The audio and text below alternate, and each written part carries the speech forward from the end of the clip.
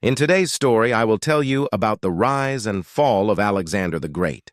Alexander the Great, born in 356 BCE in Pella, the capital of Macedonia, was destined for greatness. Tutored by Aristotle and trained in warfare by his father, King Philip II, Alexander grew up steeped in both wisdom and martial skill. At just 20 years old, he ascended the throne after Philip's assassination and quickly consolidated power by quelling revolts within Macedonia and its territories. With Greece united under his leadership, Alexander set his sights on a grander ambition, the conquest of the Persian Empire. In 334 BCE, Alexander launched his campaign into Asia Minor with an army of approximately 40,000 troops. His first major victory came at the Battle of Granicus, where he defeated a Persian force and established his dominance.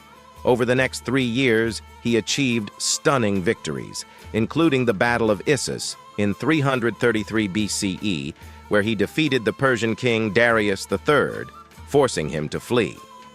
Alexander's tactical brilliance and charisma inspired loyalty among his troops, while his ruthless treatment of opponents instilled fear in his enemies. After Issus, Alexander marched south, conquering Phoenicia and Egypt without significant resistance. In 331 BCE, he founded the city of Alexandria, which would later become a center of culture and learning. Alexander then turned eastward to confront Darius once more, decisively defeating the Persian king at the Battle of Gaugamela. This victory marked the fall of the Achaemenid Empire, and Alexander crowned himself king of Persia. His ambition, however, did not stop there. Alexander pushed further into Central Asia, campaigning in Bactria and Sogdiana, and eventually into the Indian subcontinent.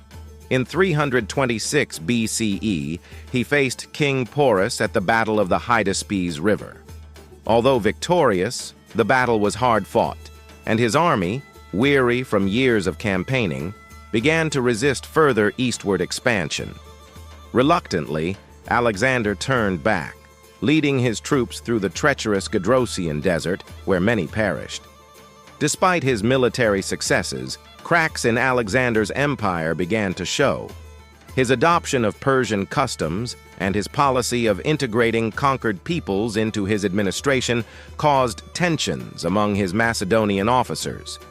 Conspiracies and mutinies arose, but Alexander dealt with dissent harshly, executing close friends and generals who challenged his authority. This growing paranoia, along with his relentless pace, took a toll on his health and the unity of his empire. In 323 BCE, Alexander returned to Babylon, where he began planning further conquests, including campaigns in Arabia. However, he fell ill after a prolonged banquet and drinking session.